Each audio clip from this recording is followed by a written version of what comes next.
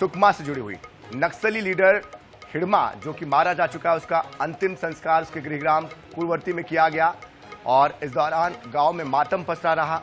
हिड़मा जो कि एक दुर्दांत नक्सली था, जो कि आतंक का पर्याय बन चुका था और जिसने कई नक्सली वारदातों को अंजाम दिया था। 26 लगभग नक्सली घटनाओं को अंजाम दिया था, जिसमें कई बड़े नक्सली घटनाएं शामिल हैं।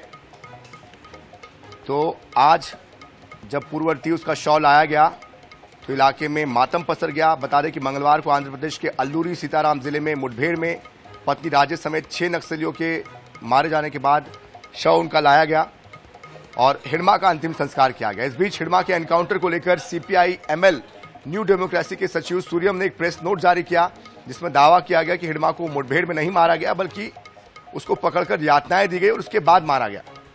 शव को जंगल में फेंक दिया गया। सूर्यम ने यह भी आरोप लगाया कि नक्सली नेता टिप्पानी तिरुपति उर्फ देवजी और अन्य को हिरासत में लेकर यातनाएं दी जा रही हैं, उनकी जान को खतरा है और सुप्रीम कोर्ट के न्यायाधीश जो है उनसे इसकी पूरी जांच कराने की जो मांग है वो की गई है। तो इस पूरे मामले को लेकर बता दें आपको कि हिड़मा लगातार पिछले 3 दशक से लगभग बस्तर में, आंध्र में, तेलंगाना में सक्रिय था। एक ऐसा लड़ाका था ये नक्सलियों का, जो महज 17 साल की उम्र में नक्सलियों के संगठन में शामिल हुआ और देखते ही देखते इसने कई बड़ी वारदातों को अंजाम दिया और अपनी एक अलग पहचान बनाई और बहुत कम समय में सेंट्रल कमेटी का मेंबर तक ये बन गया। इसके बाद 2010 जिसमें इसने बड़ी वारदात को अंजाम दिया, 2013, 2017, 2021 कई ऐसी वारदातें रही जहां पर हिड़मा ने जवानों को नुकसान पहुंचाया, आम लोगों को नुकसान पहुंचाया। और इस बीच हमारे साथ हमारे संवाददाता गणेश मिश्रा भी जुड़ चुके हैं। गणेश, हिड़मा का अंतिम संस्कार तो कर दिया गया, लेकिन ये जो प्रेस नोट जारी हुआ है ये कई सवालों को खड़ा कर रहा है, कई तरह की बातें इससे सामने आ रही है। इसके बाद क्या प्रतिक्रियाएं सामने आ रही है शासन प्रशासन की तरफ से? जी देखिए, मुठभेड़ में हिड़मा के मारे जाने के बाद उसका शव आज सुबह ही पूर्ववर्ती लाया गया था, जहां पर एक ही चिता में हिड़मा और उसकी पत्नी राजेश दोनों का अंतिम संस्कार कर दिया गया। परंतु इस बीच जो सीपीआई के एमएलए जो है एमएल जो एक विंग है सीपीआई का, उनकी तरफ से एक प्रेस नोट जारी हुआ है उनके सचिव द्वारा और उसमें यह आरोप लगाया गया है कि हिड़मा को एनकाउंटर में नहीं बल्कि पकड़कर मारा गया है। तो कहीं ना कहीं देखिए, हिड़मा बड़ा नाम था और जब मुठभेड़ हुआ तो वहां से हिड़मा उसकी पत्नी राजे के साथ सिर्फ 6 शव बरामद किए गए थे।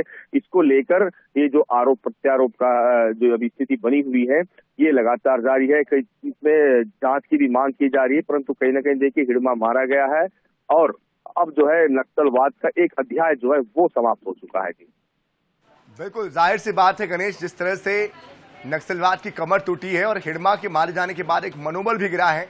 फिलहाल जो दक्षिण बस्तर का इलाका है वहां पर और कितने ऐसे नक्सली हो सकते हैं जो कि अब आत्मसमर्पण के लिए सामने आ सकते हैं, जो हथियार डाल सकते हैं? क्या इस दिशा में कुछ पहल होती दिखाई देती है?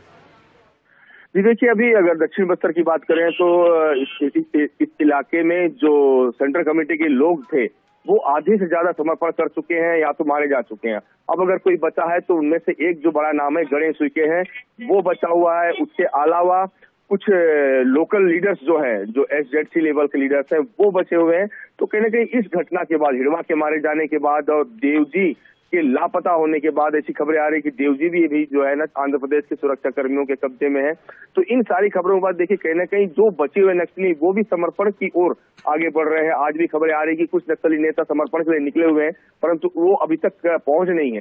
पर कहीं ना कहीं देखिए ये समर्पण का दौर अब चलेगा और बहुत जल्द ही दिसंबर के अंत तक कहीं ना कहीं से गृह मंत्री ने जो कहा है उनके हिसाब से दिसंबर के अंत तक बस्तर से समूचा नक्सलवाद का समापन हो जाएगा। बिल्कुल गणेश, जिस तरह से डेडलाइन से पहले लगातार नक्सलियों का एनकाउंटर हो रहा है या सरेंडर वो कर रहे हैं, इससे तो यही कहा जा सकता है कि उससे पहले ही ये लक्ष्य हासिल हो जाएगा। बहुत शुक्रिया फिलहाल इस पूरी जानकारी के लिए गणेश मिश्रा।